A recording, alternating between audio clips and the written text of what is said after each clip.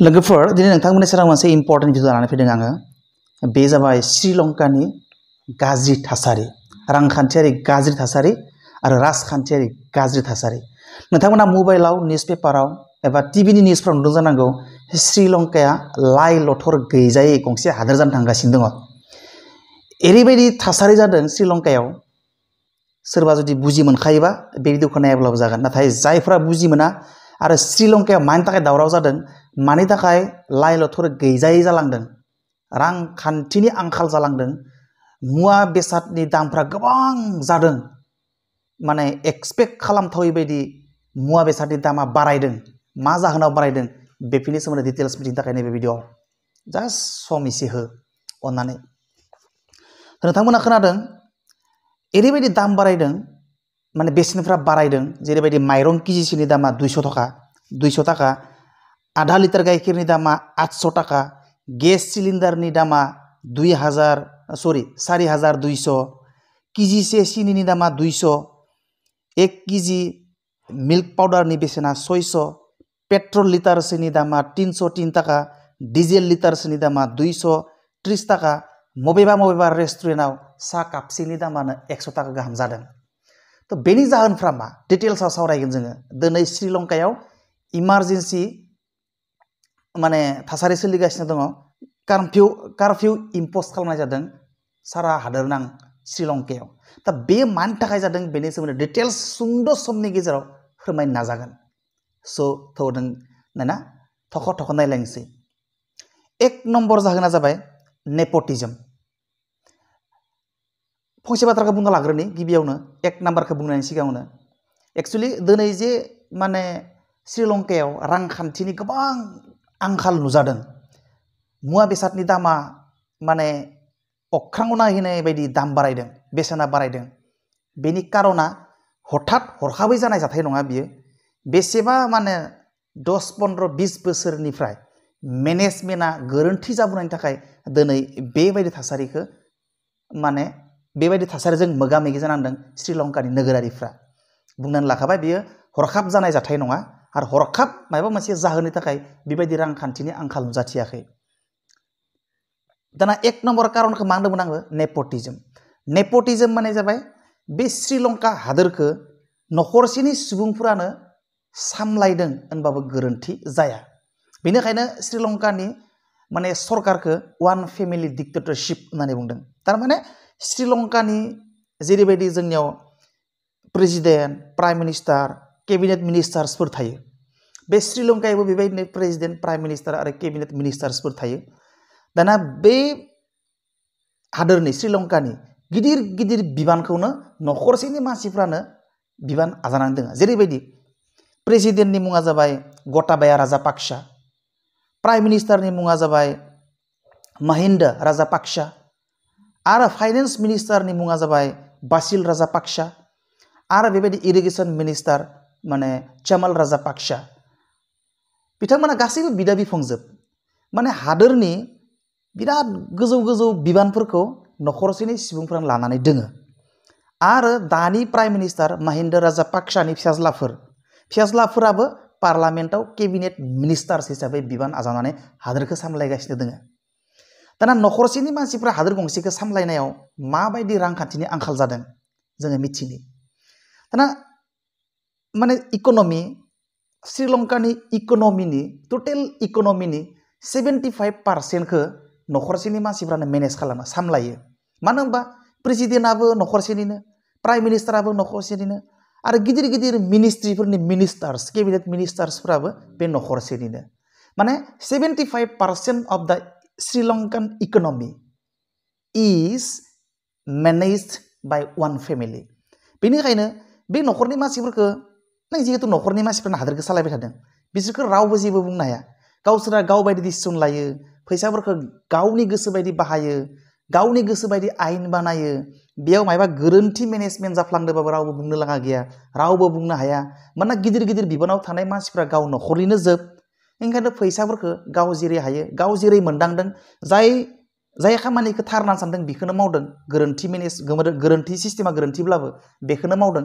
स' बेबायदि गावनि गोसो बायदि मेनेज खालामनायावनो नखरसेनि मानसियानो गंसे हादोरनि 75% इकोनमिखौ मेनेज खालामनायाव गोबां मिसमेनेजमेन्ट जादों आरो फैसाया मिस इउज जादों आरो कारापसन जादों जायनि जाहोनाव माने हादोरा इकोनमिक बिथिङाव बिराद माने कारापसन जानायनि थाखाय बिराद गोदोलांदों एक नम्बर जाहोन। 2 नम्बर जाहोनखौ नायनोसै। 2 नम्बर जाहोना जाबाय कारापसन। ओरैबायदि कारापसन जादों रावबो कारापसननि एगेन्स्टआव बाथ्रा बुंनाय गैया जिहेतु नखरसेनि मानसिफ्रानो टप बिबानफोरखौ आवग्रिनानै दोङो। नोङो जेराव माने इकोनमिनि श्रीलंकानि जेसेबां रां दं श्रीलंकायाव बिनि 90% इकोनमिखौनो माने ओरैनो इलेक्शननि शर्ट प्रमिसेसफोरखौ फुलफिल खालामनो थाखाय बाहायो। बाकी लं टार्म डेभेलपमेन्टनि थाखाय 10%खौल'सो बाहायो। गावनि पावारखौ लाखिथाबबाय थानो थाखाय गावसोरनि नखरनि मानसिफोरनि पावारखौ लाखिथाबबाय थानो थाखाय मानसिफोरनो माने ओरैनो इलेक्शनाव प्रमिस होबाय फिसा फिसा शर्ट टार्म प्रमिसेसफोरखौ होबाय बिसोरखौ फुलफिल खालामबाय। इलेक्शनाव लाख लाख क्रर थाखा खरस खालामो गावसोर माने इलेक्शनाव देरहाबाय थानो थाखाय। तो बेफोर रखम माने गोबां बिबांनि कारापसन जानायनि थाखाय माने इकोनमिया बहुत गोदोलांदों माने इनफ्लेशन जालांदों आरो इनफ्लेशननि बिबाङा गोबां बिबांनि जानो हमदों जायनि जाहोनाव दिनै गोबां माने रांखान्थियारि साधारन मानसिफ्रा नोगोरारिफ्रा दिनै थांना थानो हायै बायदि जादों। थांना थानायजों जुजिनो गोनां जादों जेराव नों इलेक्ट्रिसिटि मोना। इलेक्ट्रिसिटिया 24 घन्टायाव 4 घन्टाल' एभेलेबेल जायो। कारेन्ट थायो 4 घन्टाल'। 4 घन्टायाव नोङो मा खालामनो हराव नों हरसेया खोमसिन थानो गोनां जायो। इलेक्ट्रिसिटिनि सर्टेज जानायनि थाखाय श्रीलंकायाव बै स्ट्रीट लाइटफोरखौ गासैखौ बन्द खालामजोबनाय जाबाय। दिनै खोमसि श्रीलंकाया जेथिबो सोरां गैया। स्ट्रीट लाइटफोरा बन्द टाउनफोराव जेखिजाया जायगाफोराव स्ट्रीट लाइट जिमान दङमोन गासैबो बन्दजोब ओरैबायदि थासारि। नेक्स्ट बेबायदि थासारि जानायनि थाखाय रायजो राजाफ्रा राजा लामायाव ओंखारबोबाय आन्दलन खालामबाय जे माने दाम माबानि बेसेनखौ खमायनांगौ बुस्थु बेसादफोरनि प्राइसफोरखौ खमायनांगौ नङाबा जों रायजो राजाफ्रा थांना थानो हानाय नङा। गोबां बिबांनि माने रायजो राजाफ्रा राजा लामायाव ओंखारबोबाय आन्दलन खालामबाय। मा ओरैबायदि जादों माने प्रेसिडेन्ट गटाबाया राजापाक्सानि रेजिडेन्सआव थानाय जायगायाव अफिसावनो रायजोफ्रा पार्मानेन्ट माने तुम्बु सोंनानै टेन्ट हाउस सोंनानै बेयावनो पार्मानेन्ट माने आन्दलन खालामबाय धरना खालामबाय थादों प्रटेस्ट खालामबाय थादों जायनि जाहोनाव माने बिराद फर्स बाहायनानै इभाकुवेट खालामना होस्रांनो गोनां जादों। दा रायजोफोरा पाब्लिकआ श्रीलंकानि पाब्लिकआ प्रेसिडेन्टखौ माने रिजिगनेसन होनायखौ डिमान्ड खालामबाय थादों जे गटाबाया राजापाक्सा प्रेसिडेन्टआ बाय क्रुक रिजाइन होनांगौ। बेबायदि समस्यानि थाखाय रायजोफ्रा डिमान्ड खालामबाय थादों। जोंनि हादराव भारतआव प्रेसिडेन्टआ एक्जिकिउटिभ पावार थाया खिन्थु श्रीलंकायाव प्राइम मिनिस्टारा जिबायदि एक्जिकिउटिभ पावार थायो श्रीलंकायाव प्रेसिडेन्टआबो माने बेबायदि समान रोखोमनि एक्जिकिउटिभ पावार थायो।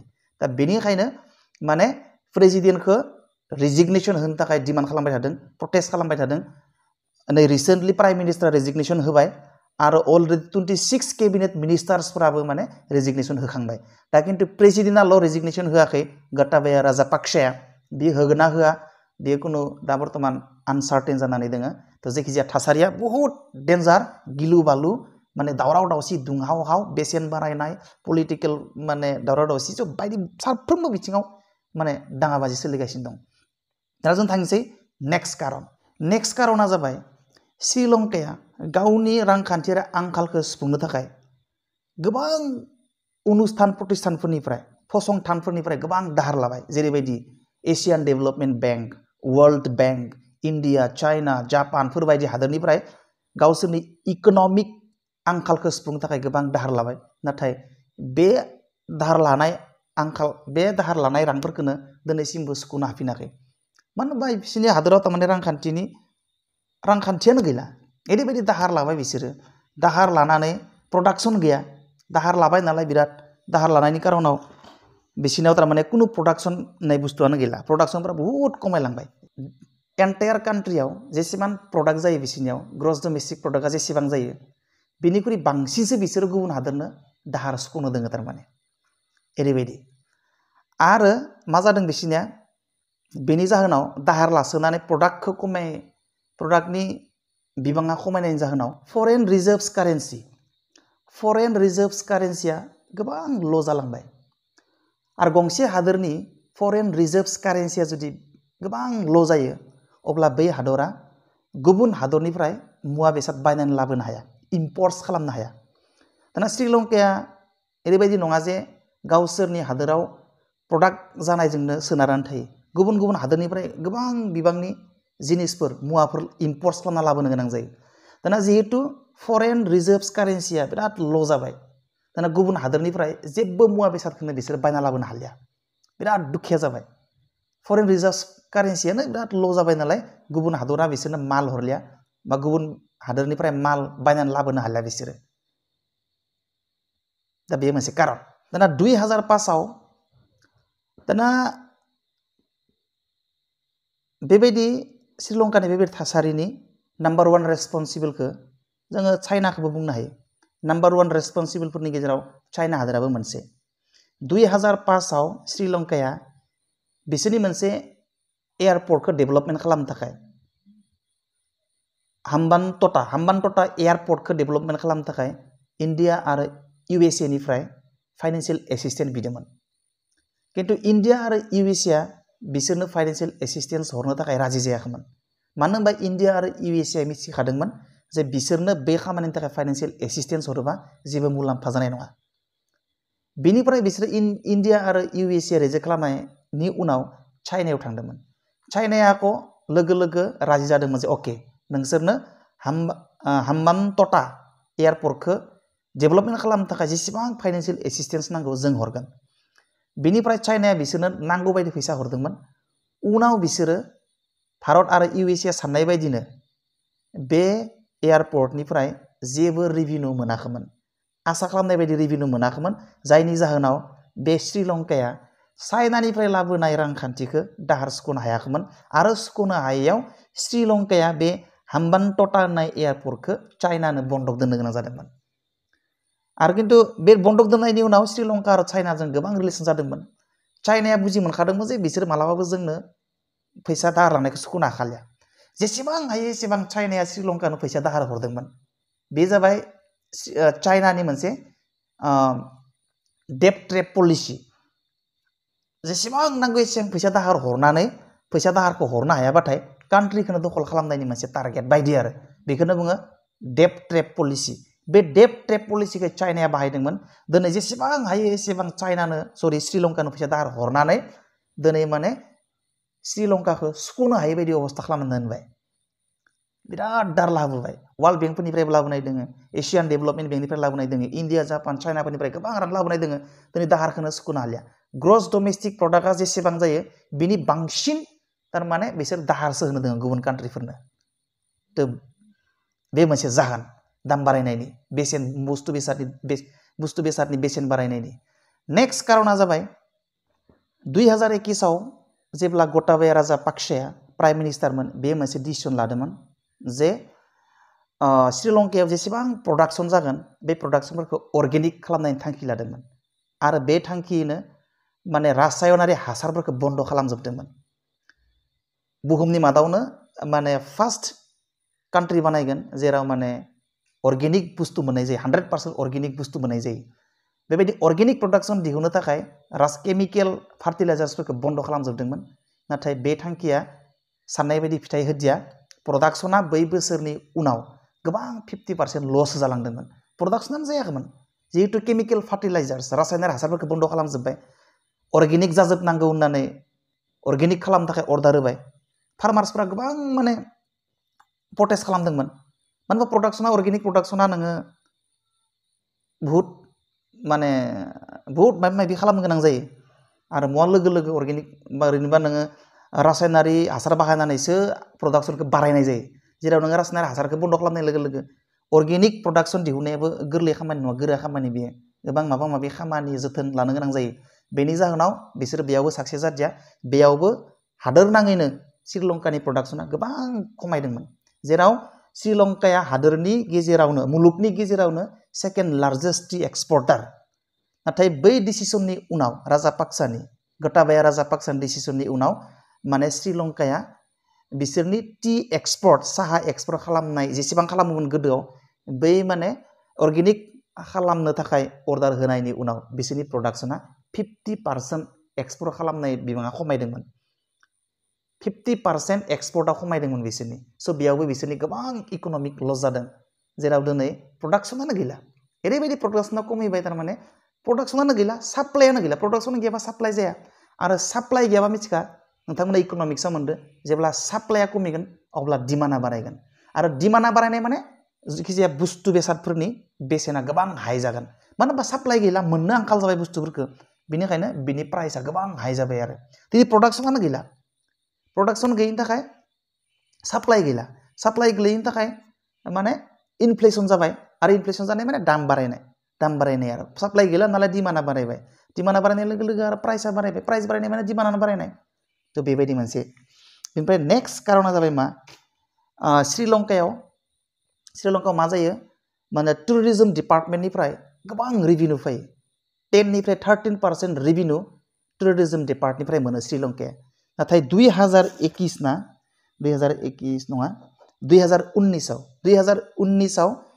माने श्रीलंकायाव इस्टार डे बम्बिं जादोंमोन माने सिरियाल बम ब्लास्ट जादोंमोन आरो बै सिरियाल बम ब्लास्टआव गोबां गुबुन गुबुन हादोरफोरनि बेरायनो फैनाय टुरिस्ट हिसाबै फैनाय मानसिफ्राबो गोबां मानसिफ्राबो थैदोंमोन जायनि जाहोनाव दा बे मोनसे जाथायनिफ्राय माने टुरिस्ट डिपार्टमेन्टनिफ्राय रेभिनिउ मोननाया गोबां खमिबाय आरो COVID-19 फारसे दङ COVID-19आबो बिथांमोननि माने रांखान्थि गोदोलांनायनि मोनसे जाहोन आरो बे टुरिस्ट डिपार्टमेन्टआ टुरिज्मनिफ्राय गोबां रेभिनिउ मोनोमोन आरो बे जितु माल्टिपल बम्बिं जानायनिफ्राय जिहेतु गुबुन गुबुन हादोरनि टुरिस्टफ्राबो थैबाय बे थैनायनि जाहोनाव माने गोबां टुरिस्टफ्रा बिसोरनि हादराव फैनो गिग्रा जाबाय फैलिया जायनि जाहोनाव टुरिज्मनिफ्राय रेभिनिउ मोननाया गोबां खमायलांबाय जायनि जाहोनाव प्रडाक्शन गैला इनकाम गैला रेभिनिउ सोर्सफ्रा खमायजोब्बाय जायनि जाहोनाव साप्लाय गैला जायनि जाहोनाव गोबां दाम बारायनो हमबाय बुस्थु बेसादफोरनि दिनै रायजोफोरा थांना थानो थाखाय हाया आन्दलनजों आन्दलन सरकार सोलायनांगौ सिस्टेम सोलायनांगौ हादोराव शान्ति गैया माइरं बायना जानो थाखाय फैसा गैया माने सोराङाव उन्दुनो थाखाय इलेक्ट्रिसिटि गैया पेट्रलनि दाम पेट्रलखौ नोङो ओरैबायदि पेट्रल दाम बारायदो पेट्रलाथ' बेसेबां 303 टाका आरो डिजेला 230 टाका आरो बेबो नोङो पेट्रल लायनो थाखाय नोङो 10 घन्टा 13 घन्टा लाइन जानांगौ पेट्रल पाम्पफोराव थांबानो पेट्रल मोना बिराद गोलाव लाइन नेनानैसो नेथाबनानैसो मोनो पेट्रलबो मोननो गैला आंखाल 330 टाका होनानै बायगोनबाबो नोङो साप्लायानो गैया नोङो बिराद गोलाव लाइन जायो नोङो 10 घन्टा गाहाम नेबासो नोङो पेट्रल मोनो ओरैबायदि थासारि श्रीलंकायाथ' नोंथांमोना बुजिबाय जानांगौ बेखिनियानोसै आं सुंद'यै बुंनो नाजाबाय सुबायबाय